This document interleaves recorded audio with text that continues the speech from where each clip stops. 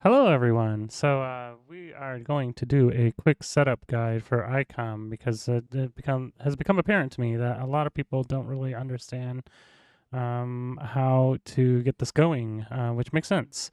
It's a bit complicated. It's a bit different. There are two major components to it that you need to understand: AICom and iCore.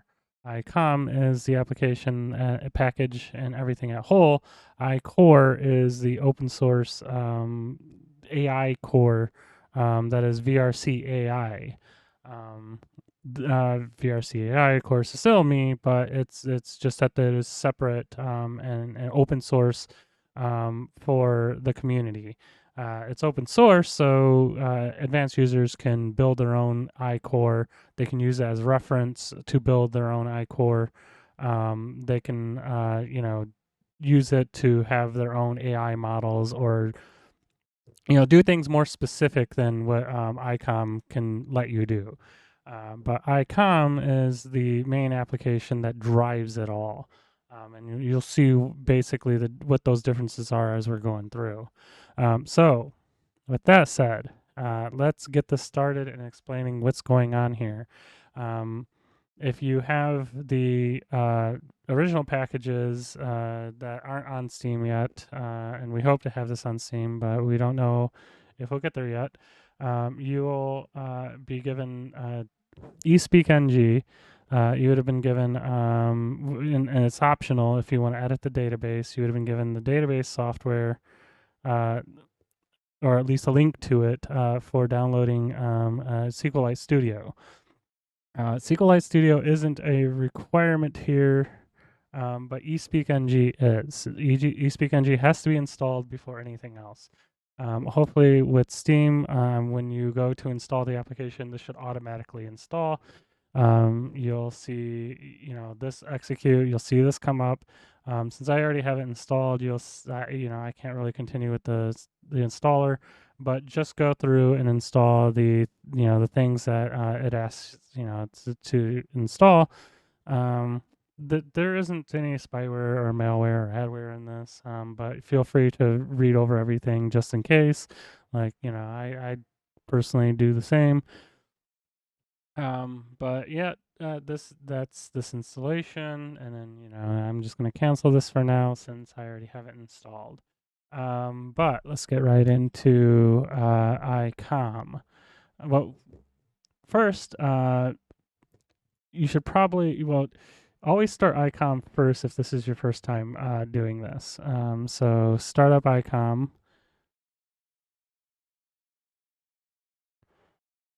And this is a build that isn't out yet, but we hope to have it soon. This actually has to start on the avatar support. Um, what you'll be greeted with here is you'll see that it's trying to capture the mic. It seems to have hung. We'll fix that here in a second. I'll show you how to deal with that. Um, it might have also hung on the audio output. There's ways of testing and figuring that out as well.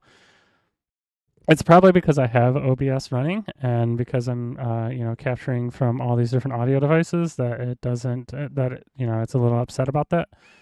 So we'll fix those things in a second. But for starters, let's look at graphics. We'll start here. You'll notice like this little icon is like spinning incredibly slow and sluggish, and that's because we have it on very low graphics. We can probably set this to medium and 30 FPS for this demo. So there you go. Things smooth out a bit. You may not be using this specifically for the avatar features, and this is meant to be a desktop application, and it was brought to Unity.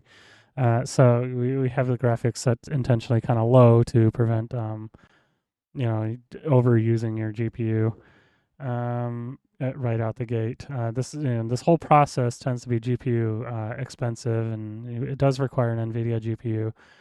So I wouldn't, I wouldn't buy this or get into this if you do not have an NVIDIA GPU. We don't have any support for any other GPUs yet, and that's mainly because of the iCore. If you were to write your own iCore for non-NVIDIA based GPUs and somehow got something working, then that would be great and you could use that. But at the current time, everything is, done in Python. and done with transformers and torch and those kind of technologies that all require CUDA and NVIDIA GPUs at the moment. So let's get into setting up the services. That's the first thing that you should do in Approach. So we will start with the hearing service. So we have base.en. So now a little explanation, a little more about iCore and everything that's going on there too, is that all of these models are being hosted off of Hugging Face. None of these models are prepackaged with your setup at all. So you have to these will download them for you. It all happens right internal with iCore, so you don't even have to you won't see a download window or anything. You will basically just want to wait until these lights here turn green. When they turn green, that means all systems are go, basically, and you can, it'll start doing those different things. Now, I guess a little explanation here is the first one, STT, is speech to text. Speech to text is, well, the hearing. It'll hear, it'll analyze the mic, it'll take whatever it hears and then process that into text. Then the vector DB. The next step there is it takes what it heard, and then searches through its vector database for matching elements in the personality and in the history to build the prompt, the GPT chat prompt. And that chat prompt has to be built, from all these different things so that the bot has context, it knows what it's generating from, it has a memory. Essentially, the vector DB becomes the bot's long-term memory, which, of course, this is also non-permanent because it's a vector-based database. The moment you shut down iCore, actually, and AICom, either one of them, it will reset the vector database, and it will have to reload everything when AICom starts, which, of course, the personality it'll always load. So personality vectors will always reload. History vectors, there is a catch to that in that it can use your training data. If you're collecting training data via Discord, it can take all that data from Discord and put it into these history vectors. So it has that context. It knows it can search through its, all that conversation history that your bot has had on Discord. And that is done with an opt-in feature. So, you set up this up in your Discord, and you give people the ability to opt in to actually talking to your bot and essentially training your bot. So the next step from there is the GPT part of it. So once it has that prompt, it sends again back information back to iCore, because iCore is the one handling all these AIs. Then it generates the text to reply with. So GPT that GPT model it parses it through that GPT model to build your response, and then sends it back to you. And then finally, of course, is TTS, which is text to speech. This is the final step of the bot actually now speaking it back to you. We also have different other features, which are more like, the gimmicky things that you see with most Discord bots and Twitch bots, where you have sounds, songs. Songs are actually more meant to be like singing from your bot. Music and MP4, which MP4 is actually YouTube videos. And we'll show that here, when we get to that point. So we want to look at the different AIs. This right here should be fine. It starts by default with the hello Jokin, my name is Jokin, this is human and friend. This should actually be more. A reason for the hearing prompt is to more or less have a better understanding how to, the bot can say its own name and say things better. Let's name this bot Ciencia, I guess. So, hello, Ciencia. My name is Scold. How are you? And then there we go. We have a basic hearing prompt. This doesn't do anything effectively, but it helps it understand how to say the name Ciencia and Scold and match it up to those terms. I'm not 100% sure how it does it, but it is needed so to know how to map what's being said to those. Um, but yes, this particular model based at EN that it starts with, and as well as any of these models that are in here, are from this is using Whisper essentially. So these are open source models that were designed by OpenAI for Whisper. But these models, you know, since Whisper is open source, it's available on Hugging Face. So these models do get distributed through Hugging Face, and all of these are Creative, Commons models with commercial rights. So now the chat service, we have by default, we are using the Eleuther GPT Neo 1.2 or 125M. You'll see when you open this, there's a bunch of other Eleuther AI's models, which are all Creative Commons, and Pygmalion, which are also Creative Commons. And these are all Creative Commons with commercial use licenses, so they're safe for you to use. However, if you choose to try to use a different model from Hugging Face, you can switch it over to custom and specify your model there. But for this, we'll just stick with GPT Neo 125M.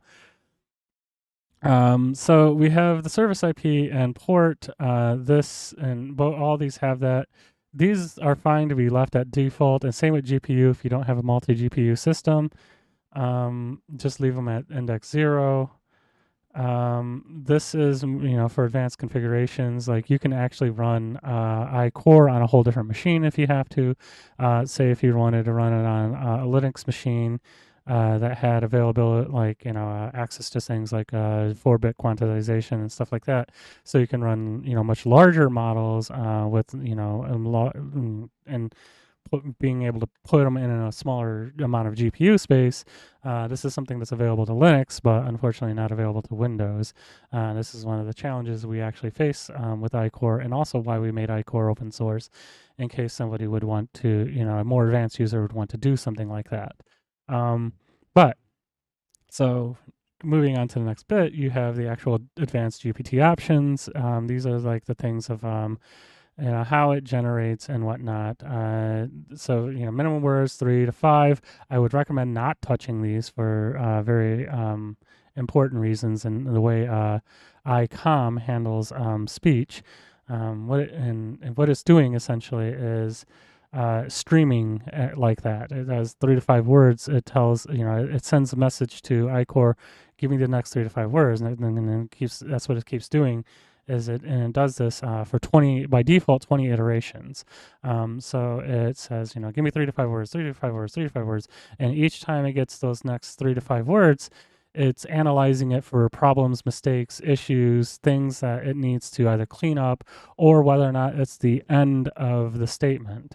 So it looks to see, like, okay, is there a new line in this output? Then okay, this must be the end of the line for the bot. And it treats it as like, okay, this is what the bot said.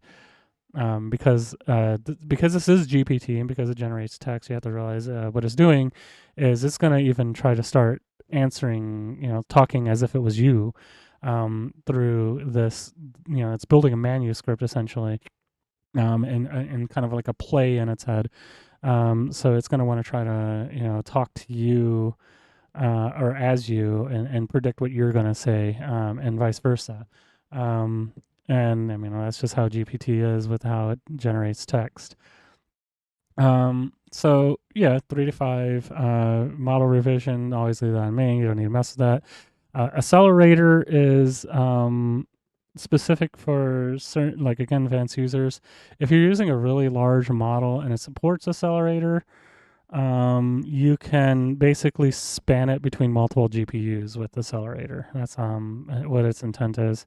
But also it can help accelerate booting a model if it's a really large model and it's taking a long time to load, and you want it to boot faster each time you start up iCore again. You can try using accelerator, but it may not work because it's been kind of flaky lately. But yeah, you can always give it a try if you want. But again, advanced user stuff. So now voice service, by default, it's on Microsoft TTS, and it looks like we have a little glitch there where it's not starting the panel right away. So I guess just we'll get that fixed and get that, yeah. But yeah, Microsoft TTS, we can switch. We'll switch this over to 0, and there we go. We have that audio issue again. So and you can see everything's just kind of frozen up. So let's go overhead over here, and oh look, as soon as we go in there, for some reason everything reset. Interesting. Also, let's turn that up so it's not hearing me at the moment. All right, let's go back to, and I think it just didn't have the devices set for some reason until I clicked on there and it was initialized them. But coming back over to here, Microsoft Zero, okay, and see if it's Hello, working. my name is Bot. So we replaced the Unity sound system. We disabled, like this is a Unity application, but we disabled the Unity sound system entirely, or I did, because it's been mainly me coding this thing, and only me coding this thing, I should say. Um, So I replaced it with port audio because, latency. I needed something that responded much quicker. Like as you can see with this VU, and it's hearing me. It's responding. Its response rate is much faster than what Unity could offer. It's in the like lower 10 milliseconds of response. Um, so it's wonderful actually for that, and we get much quicker generations because of it. We can generate, we can capture audio faster. We can deliver the audio faster. So like, smashing this Hello, test button, my name is Bot. we get that really quick. And yeah, I also had to write a custom Microsoft TTS plugin for Unity also for this. Not really trying to promote anything, but just sort of explaining like why these things work this way. And it's explaining that because like we needed that really tight and really quick response rates and audio um, for doing any of this analyzation, especially when we get into like the avatar stuff with Visemes. And that's also like we also needed to be able to capture the raw bytes from Microsoft TTS. So what we're doing is we're actually just sending the text to the TTS engine and getting the raw bytes that it would normally send to your sound card back into the engine, and then we're analyzing that for things like the VU and for the Visemes in the system. And this all goes through, different pipelines that all these different systems do. 11 labs, we don't have yet. We're getting there. I already created a quick demo, and I know it's possible, and I know it's pretty simple. So I will need to eventually get around to applying this into AICom. So that's one of those features that we are future planned. But there's many features that we have planned for the future. And because of this is why we decided to use a subscription plan for ICOM. And we're not going to, it's not going to be like you pay $50 for ICOM and then you have one static version for life. We are going to go the SAS route. Hopefully, if we can implement that with Steam, if we do get on Steam. To use their subscription system to do $5 a month for that.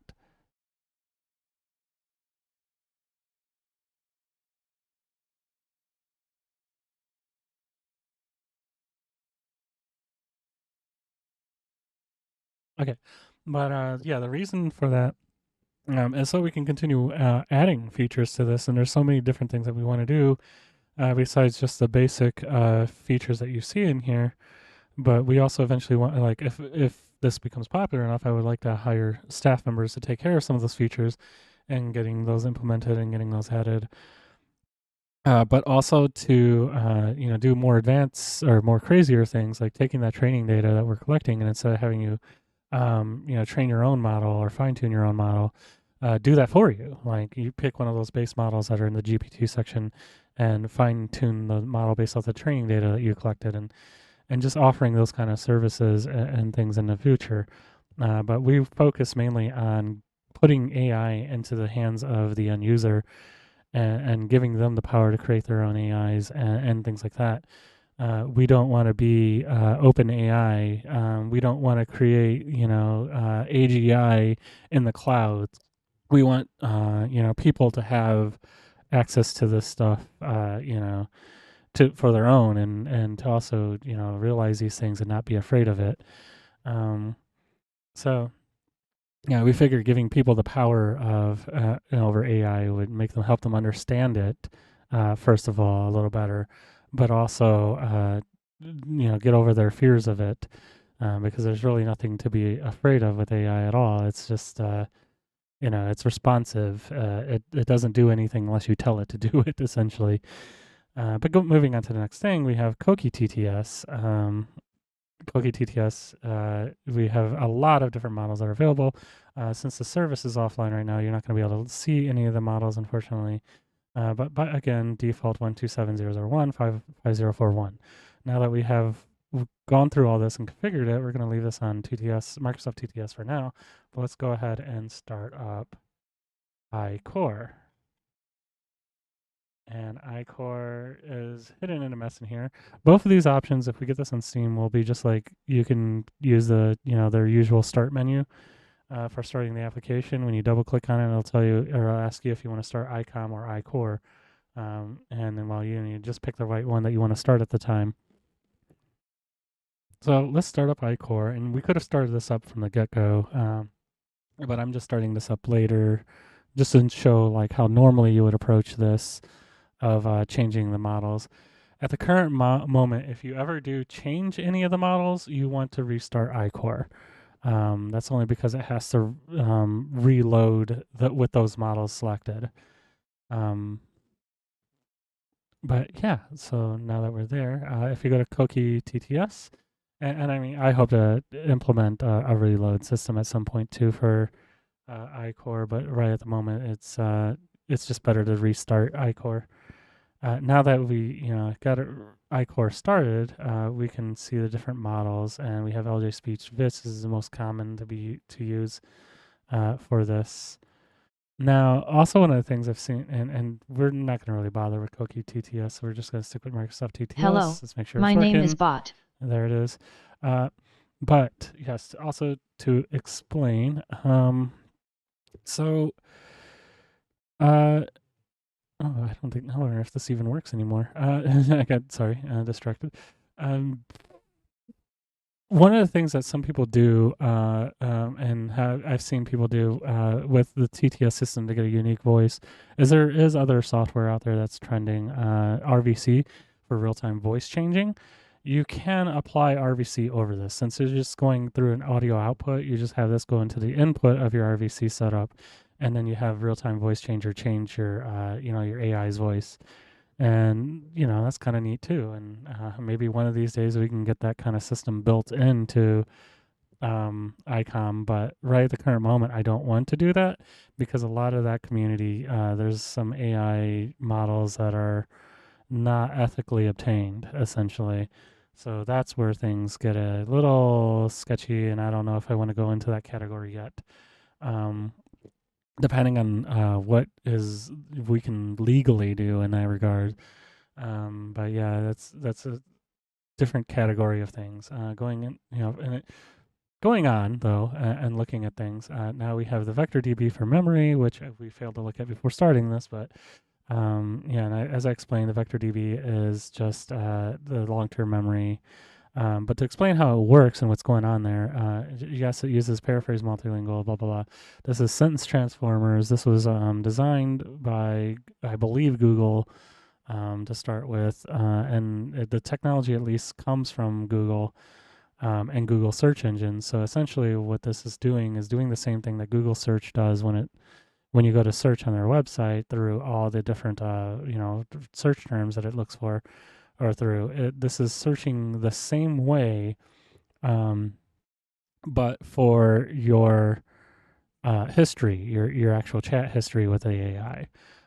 So it essentially is doing that Google search through all of the chat's history to find the most relevant terms for the AI and bringing it into its prompt. And so now that creates a long-term memory for the AI, and having context, past context to things. But yeah, that's services. So we set up graphics, we set up services. Help is just general brief explanations of everything about just a little license about the software and just yeah. This is really mostly just if you really need the legalese of everything that's going on here. Um, but moving on to let's go straight into home, the avatar. Um, So open folder, like there's no sorry, there's no avatar by default because we don't. I mean, I have a couple of avatars I can add by default, but we haven't really implemented any defaults yet. Um, but so you'll just see this no avatar and no list of them.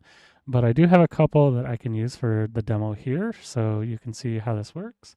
I'm just going to click open folder here, and then we'll drop some of my own avatars here, whatever. And then, there we go, copy. And then we can click refresh here, and then you see the different avatars that I currently have available for myself. And we'll just use Jokin, who is, there you go, loading, and then there is our Jokin. This is at the home, of course, because, when you start the software up, you most likely want to see your avatar first. You want to get directly into interacting with your avatar. So let's go ahead and set this gate and show you how it works. Hello, Jokin. Oh, Bot T copyright. we didn't name it Jokin, did we? We named it Ciencia. Hello, Ciencia. Copyright. Not quite sure what she's going on about, but yes, this is Copyright. the main screen, which you see me hitting escape to toggle in and out of. And if with this main screen, this is where things get interesting in how we can set up Copyright. Copyright. yes, Copyright. Joking, copyright. I'm not sure why she keeps saying copyright. Bit of a silly one. So what we want to do here now is, and this is where I goofed up before on something. We want to show Jokin on the screen. Copyright. This is one of the main selling points of AICom is the like having integrations with OBS and your having this your AI on your stream in some way, whether Twitch or YouTube. So let's go ahead and configure OBS, which I'm doing off screen, which I should be doing on screen. Copyright. So here we go. We have OBS, and we have Jokin on that, or Ciencia in this case on the screen. Jokin's avatar is what's throwing me off, basically. So we open game capture. We say specific window. We can say AICom. Let's make sure it's actually going to Copyright. Make sure you have allow transparency on. We are doing transparency effects for that. And then click OK, which for some reason it is not fitting or appearing on the screen. It's still not even loading it. Okay, so we got OBS working. I had to fiddle with it, but yep. So now it works because it was just a problem with OBS. We can enable this setup. It was just a case of capture specific window, AICom, and then allow transparency. We can then move our Jokin avatar anywhere on the screen, as you see me doing live in front of us. And yeah, it's nice and transparent. And of course, it also works with her Visemes. Hello, Ciencia. Copyright. Still on the copyright. Copyright. Copyright. Yeah, Copyright. something is a little silly there.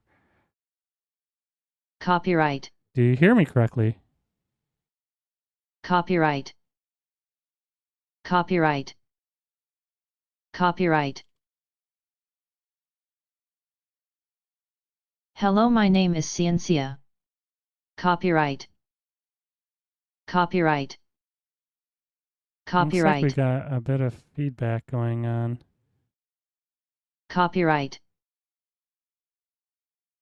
When something like this happens with the AI, it's usually best to purge the history vectors, which can be done just by simply resetting ICOM at the current moment.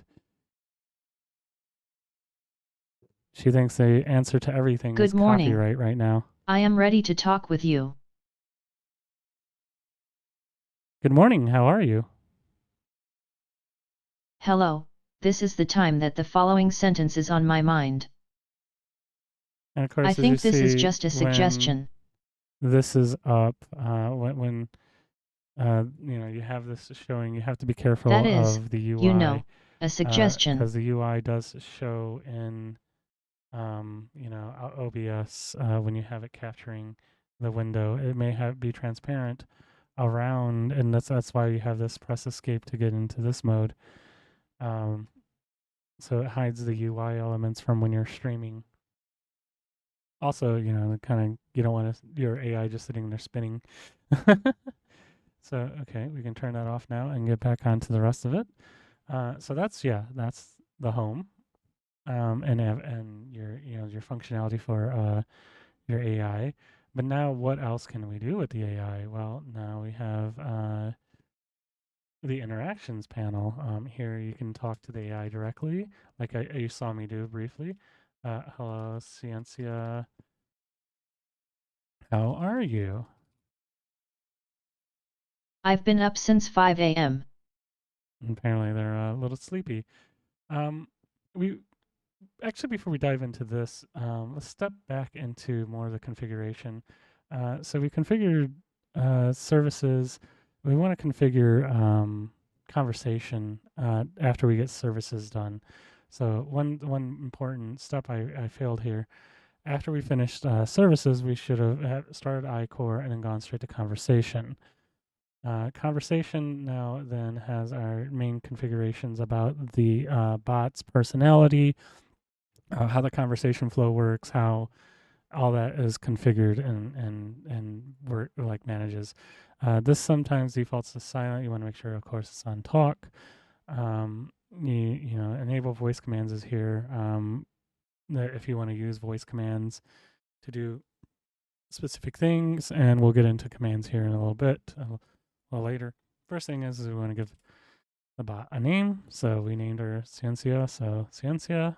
Then you want your name. So, me in this case. Speaker name, we'll also set that as me because the difference between your name and speaker name is when the bot is in VR chat. When the bot is in VR chat, we want to name the bot something that all the users will be identified as. In which case, like with Jokin, she just thinks they're all human. So everyone gets named human to Jokin. But yes, for now, we'll just have it think all these are me. And then command, we will, like, commands are like anything over the API or Discord, except it doesn't matter so much anymore because Discord and this is like the fallback if it couldn't determine the Discord user or the API user that is speaking to the bot. So it falls back to, and we'll just leave it on friend. Next, random one-liners. Random one-liners are something that are there. If you use the database tool, which was optional, you can edit the database. There you'll also find like ways to edit the filters and other things like that. And eventually we want a tab in here for database, which will allow you to edit the one-liners that are available, the filters that are available, the responses to filter triggers if they're available. And these are all things that are actually built in already as systems. We just haven't exposed a way yet for you to edit the database and add these items. So that's one of the future features coming soon, hopefully. And minimum time for random one-liners is like how long to wait until the bot will just be a one-liner. Now, the point of those is like if you have this bot sitting somewhere like the Great Plug in VR chat, you want it to catch people's attention. So this is just random things that the bot will just say to catch people's attention to get them to come talk to it. So there, this is a minimum of 30, maximum of 60 seconds of time for like in randomness, random between 30 and 60 seconds of when it will say a liner, a one liner. And then prompt generator. This is another very important part of the configuration. History and personal vector randomness. Now, like to explain what all these sliders mean and what they are is you have a 0 to 1 temperature or likeness, as some of these say. Okay. So what the randomness will do is it'll be plus or minus zero point 0.1 of that likeness. It'll affect it. And this creates some randomness in what it remembers and what it brings up, but also keeps it from like hyper focusing on one specific thing all the time. So you want a little bit of randomness, and zero point 0.1 is actually probably pretty high. Really should be like, yeah, 0.03 or 0.05, probably somewhere around there. And this is just like the amount, it just shuffles the history a bit, or the vectors a bit, so it doesn't all like, get too stuck on one thing. So, and then minimum history likeness is, when it analyzes what you say, it takes that, gives it a score of 0 to 1, or it compares it to something, and then it gives a score between 0 and 1, where 0 is not the same at all, 1 is it's exactly the same. Um, so this is saying anything that's 0.5 or greater currently, um, take 5 of those items that are 0.5 or greater and add them to the prompt. For this model, since it's a little weaker, we probably should have set that to 3. The smaller models are a little dumber and can't handle as much, so we want to set that to 3 vectors, pieces of memory at a time. Same thing with personality. I actually like to set this lower just so there's always some personality ingrained, but because this is a weaker model, we probably want to just keep it at zero point 0.5 for this. History duplication threshold. This is interesting in that it checks to see whether or not if the likeness is like, this or higher of what was said. And if it was higher than this, it just doesn't add it to the vector database. This keeps it from having, repeating context in the database all the time. And then history vector time decay is another interesting one in that when the, over time that the history fills up in the vectors, this will be how much time affects, the history vectors. So something fresh will, that's like up front, this will be 0 for. It won't remove any a likeness from it. But if it's old, like the oldest thing in your history will always be affected by 0.1. And this does affect, this is a linear scale from the front to the back of your vector database.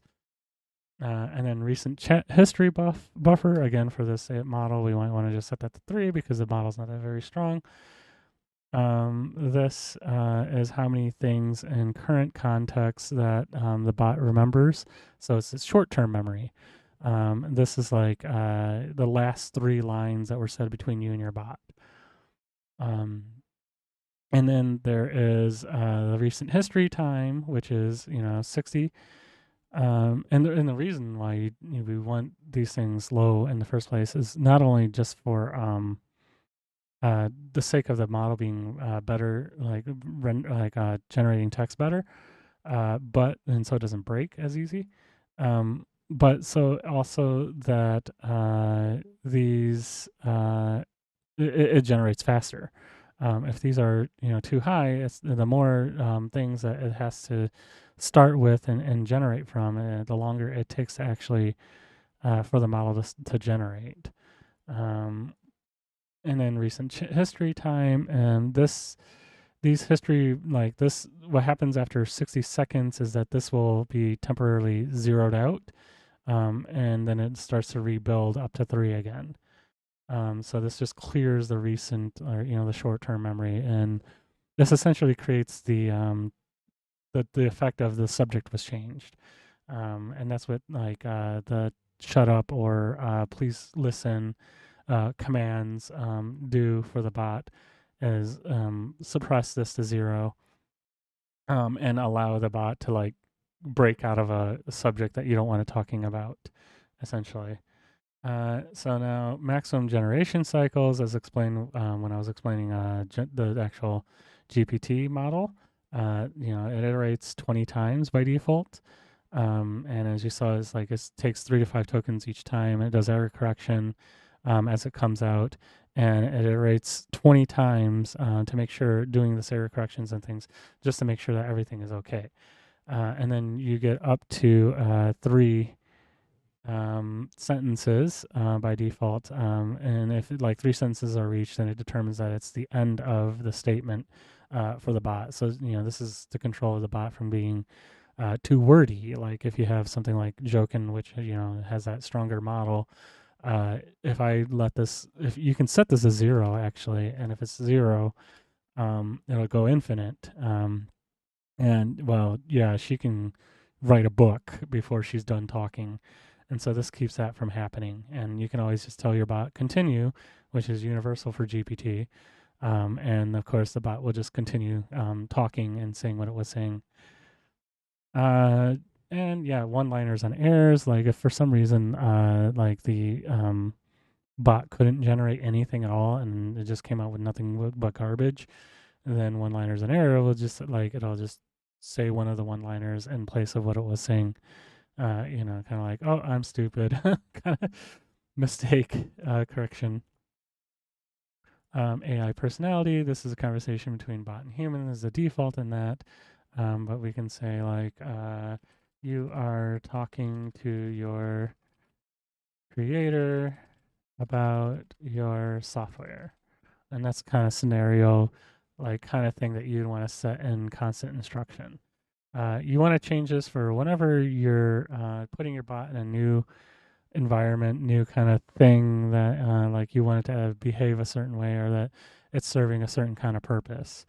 So this is that instruction to your bot of what it's doing, followed by its personality description. So you like tuna, you hate chicken, your favorite color is blue, right? Now, we add those things here with new lines. So each line is in separate, treated as a personality vector.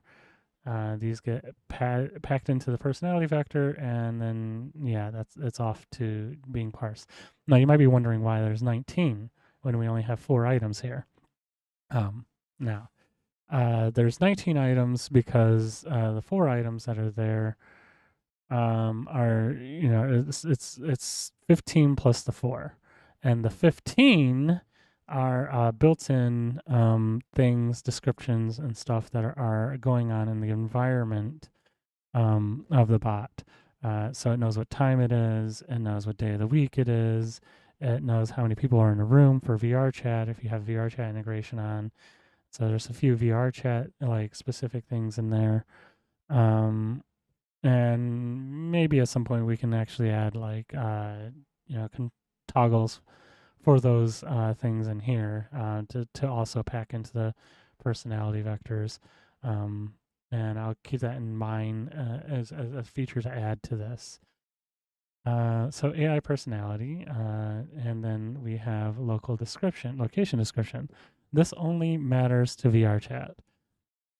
You'll notice that without VR chat integration on and enabled, I can't even edit this. So yeah, you have to log this in, get this logged into VR chat. What it'll do is it'll look through, and let's take a look right at integrations to explain that. So normally we have, username, password, and your OTP code to get you logged in. You have features such as auto set friend requests, which you can do. It'll know who's in the room, but it does that by using the VR chat log. It doesn't actually use the API for that. But then it'll also have it'll have the which world it's in. And when it knows the ID of the world that it's in, and it does actually do a set from the log as well. I think the only thing it truly uses the API for at current is the auto accept friend requests. Um, but and we would love to see more integrations with VRChat than we have unfortunately available currently to us. Uh, but yes, back to conversation and location description. This would then update with like which world you're in, and then you can fill in a description specifically for that world, and you can give details that are about that world that get packed into the personality vectors. So yes, back to integrations, VRChat, and then we have Discord integrations. If enabled, you'd have to have an API token for your bot, so you need a bot token there for it.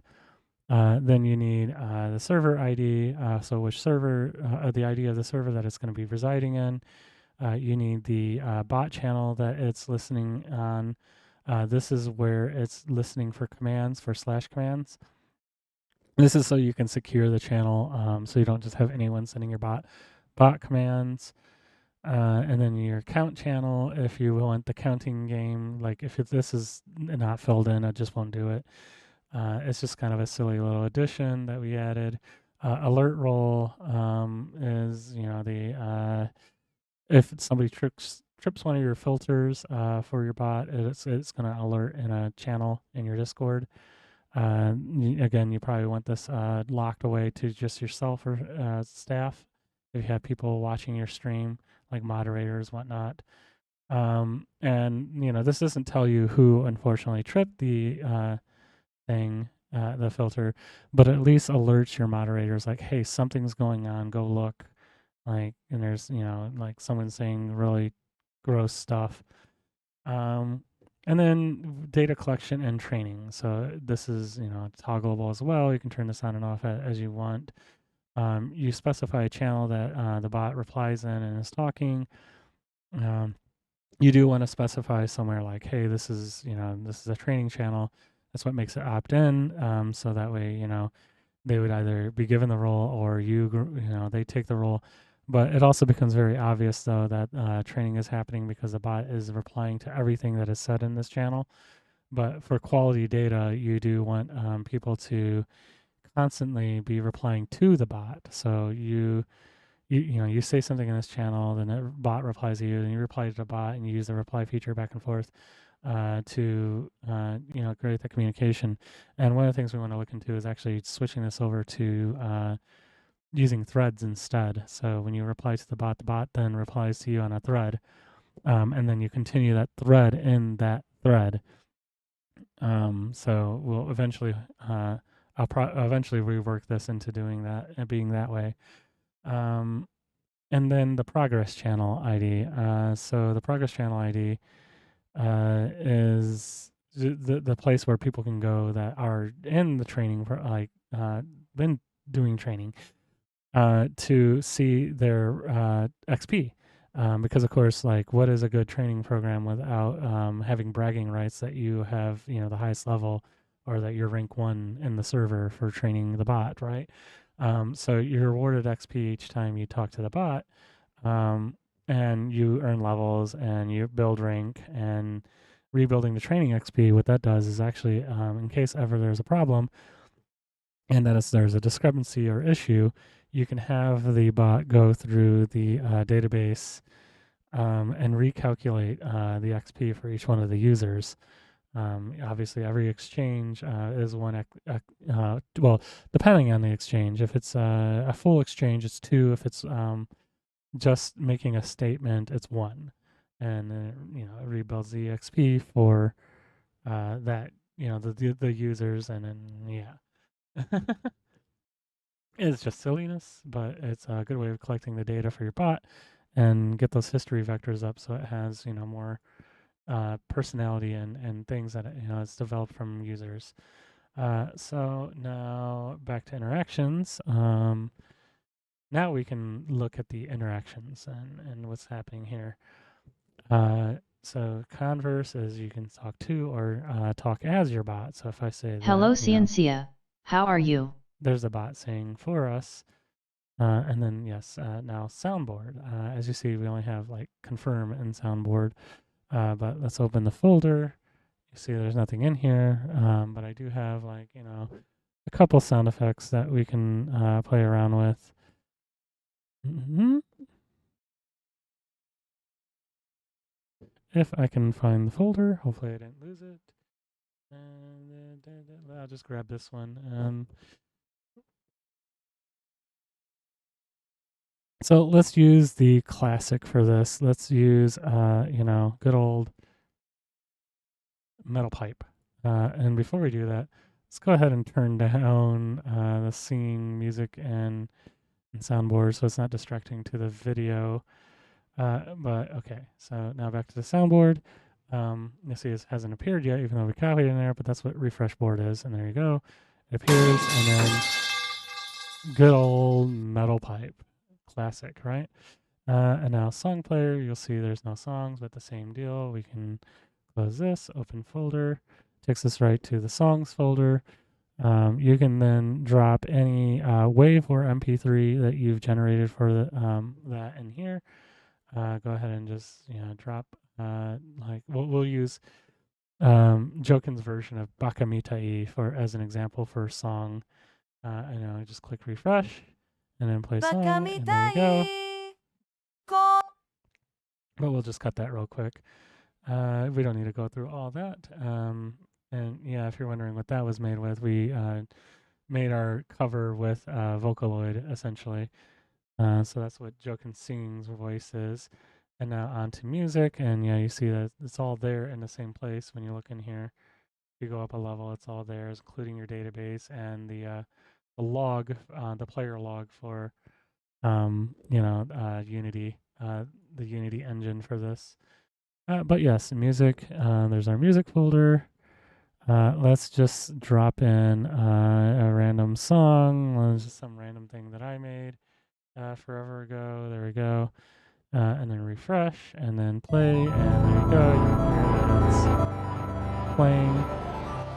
And you'll see that volume in here doesn't update as you're sliding. That's to prevent overload to the driver. It updates when you let go, so you just kind of have to nudge it and let go. But yeah, that's that. But then stop. And then, of course, we have video player. So the whole thing with video player is that it's not intended to be a video like player per se. Like no one's really going to see the video unless you have it on your stream. But the idea is like you've seen these Discord bots that have YouTube video play support for playing music. Essentially, that's what this is for, is so people can play music from YouTube, and this uses YouTube DLP, of course, just like VR chat and many other applications. And you just feed it a random song. Oop, I didn't want it to actually play in the browser, but I was just browsing for one. But here we go. We can drop the URL in there, and then we say load and play. By default, it's low quality. You can, change that if you want. So let's stop that. High quality, I guess. Load and play. And of course, that gives you, whether or not it's, the highest quality audio or lowest quality audio to go along with it. Of course, you can always stop, and if you play, it resumes play. It doesn't resume playback, but it's supposed to grab the same video and continue, like restart it. But I guess maybe it's having a little issue with that right now. Yeah, there it goes. It's mainly meant for pre-pending and then playing off of it. But yeah, this is using the Unity video player, ironically, for it. But Unity's video player was graciously enough to give me an audio loop or audio loop out. So I can grab the stream from the video player that they have built in to bring into my sound engine that's in, this, which then we can handle the volume and everything gracefully, but also having it pipe through the AICom audio system. So yeah, he is cool. And then text generator is an interesting one. So like this is just if you want for some reason to play around with the GPT model directly, which is a nice feature. because it's always fun to see like what the AI is gonna generate for something like this is my recipe for pumpkin pie. There we go, and then we click start, and then it starts to generate. And you can see it's not very bright because it's just 125M, but it's doing it. Or you can say ICOM is, and just give it a little space and let it describe what ICOM is. And of course, it's just never quite right, but whatever. So yeah, that's your text generation, and yeah, that's all the interaction features. These are things like our direct interactions that you can do with your AI. Mixer, as we saw and you saw me playing with, is like just all the different sound endpoints in one place. Voice, soundboard, singing, music, video, all those things. And then conversation is yeah, all the configuration stuff. And now that leaves us with commands and OSC. But we'll start with commands. So now that we have it all configured up, we might want to use some commands, right?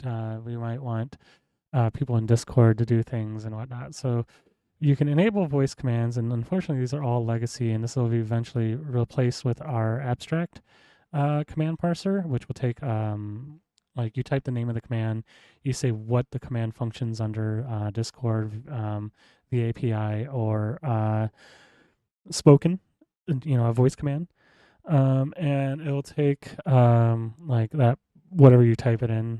So like reset or play a video or play like sing a song and stuff like that.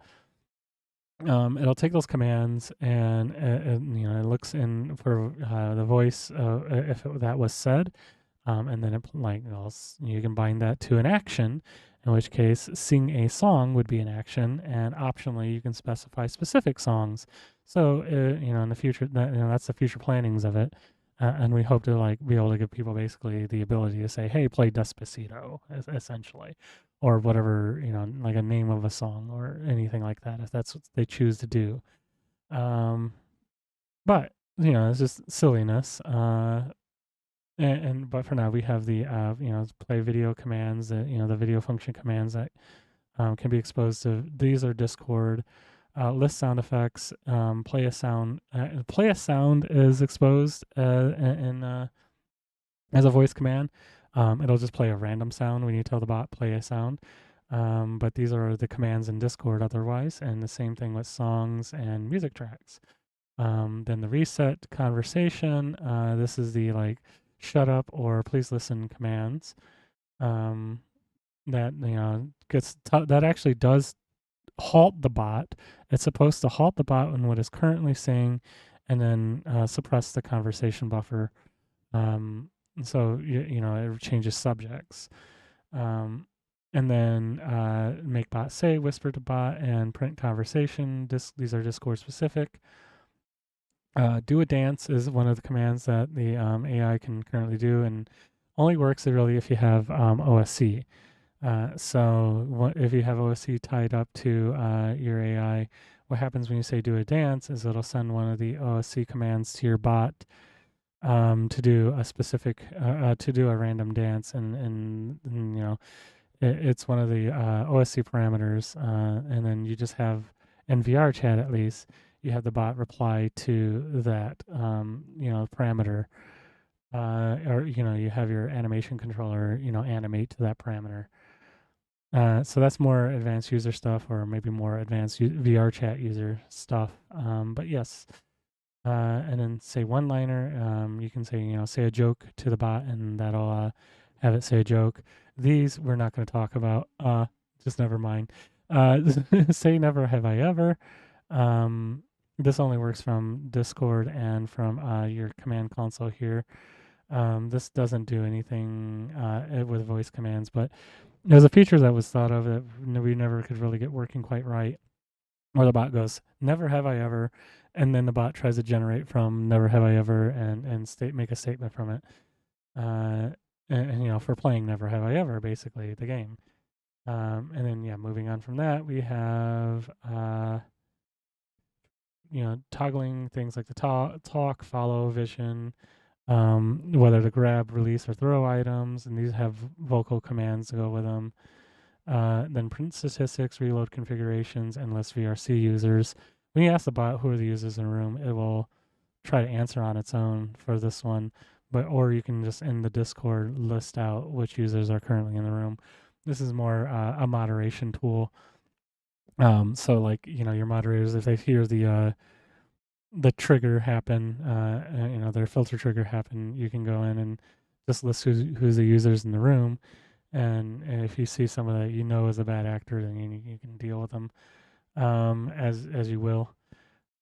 Yeah. So and then OSC, your client, AI client. This basically is this is your endpoint to your VR chat client. This is your bot's AI chat client or VR chat client. Or whatever you may actually use, because this may not even be VR chat because it's just OSC. It's just a bridge in general. Anyone can use OSC. It's just a matter of what they do with the commands that come through to it. So your client would be on your machine. The VR client for your AI or whatever client for your AI needs to be on the same machine usually as ICOM, mostly for machine vision stuff. You can have this auto start and voila, kind of thing. But this generally gets used for OSC linking you to your bot in games and in environments, whether VR or whatever it may be. So this is also what enables your bot to be able to follow you and things like that. But that also takes a little bit more advance and stuff. And we do in the package that we give people with this software, there's an extras folder. That extras folder does contain the Unity packages, at least for VR chat, for setting up the parameters and things on yourself, and then the parameters and things on your bot. Which I hope to set up another video explaining how to use those later. And you're always welcome to come into the Discord and just ask like, how do I set these up, kind of thing. And that's all OSC. So now AI functions. We have two major things in here: navigation and vision. Both of these are navigation doesn't necessarily require navigation. The wander mode requires vision. Mirror, follow, and follow others requires just OSC. Wander, however, has a direct requirement on vision because it works. This is like the AI kind of functionality where it works like a Roomba essentially, but there's a little bit of decision making and whether it decides to turn left, right, or whatever, how it may turn. So you can have it wander, but then like look at player also requires machine vision. So the machine vision page, I don't obviously can't demo it, but there's usually here it shows the control texture from the VR chat window. So this does require VR chat. This will capture the VR chat window, and if you have your bot set up correctly with the supplied package and shader, your bot should have a control texture on the lower left part of the screen. That's all black and white, which the black and white represents depth. This is how the bot knows how far away it is from things, and so this is giving it stereo vision and being able to determine depth and what's in front of it. It doesn't know objects or anything yet. That is something that we want to plan for the future, but at the moment it's just spatial awareness is what it has. And then you'll see at the bottom left even more spatial awareness stuff. You'll see a bunch of pixels on the bottom left of the control texture that are like it's a rainbow glitter mess. Those are actually pixels telling the bot where the bot is in world space coordinates, but also which direction the bot is facing. So those pixels communicate to ICOM to give it something to go work off for how it's moving, how it's turning, where it's looking, and stuff like that. And then you have the control pixel that's also on there. It tells like where to look or how to adjust the offset of the texture, because things get funky with Windows capturing, and it needs that to just position itself essentially. Unfortunately, though, the look at player is currently not working because of the migration to Unity. There's it's most likely a simple fix, but right now, when you turn this on, all it's doing is looking straight up. But it does like look left and right at the player, so it sees the player. It gets things mostly right. It thinks that it needs to keep looking up at the player. So that's something that I need to approach in fixing, and I think it might just be an inversion problem where it thinks where it's trying to look down, but it's looking up by accident instead, and vice versa. So yeah, that's something to be in the works, and that is it. Yeah, it looks like that covers all of ICOM and its functionality at the current state. Um, Feel free to, when you get your hands on this, play around with things and have fun. And we hope that, as our goal is to bring AI to everyone, we hope that everyone gets a chance to, play with this. And there's certain people who are not into this whole idea, but we know that there are a lot of people who are really passionate about AI and really love the idea of AI companions. And we hope to make this process easier for people to creating their own AI companions and giving people the power to do that and create their own quickly and better. And we hope that we can keep developing this product into the future and giving it more and more rich features and more features to help make people create better and more powerful AIs for themselves for their own purposes. But also, we hope that it gets rid of the fear of AI, because it's really not harmful in any way. It's here as a tool to be used, not as something to take us over, like some people seem to think. And as you see this stuff, you start to realize it's all just reactionary. It's not going to do anything unless you tell it to, and even then, like, it doesn't have the capabilities that people think that it has. And some things are like getting there, but don't I wouldn't cross your finger. I won't put your hopes up for AGI anytime soon. But we also just want people to feel comfortable with the stuff in its current state, and just get used to knowing how it works. So they're less afraid of it and they know how to handle it in the future as well. Uh, but other than that, this is mainly for entertainment. Obviously, like, this is to create your own AI companion for your own entertainment, for your fans' entertainment, for your friends' entertainment, for your party, for whatever you may use this for. And we hope you enjoy it. Thanks.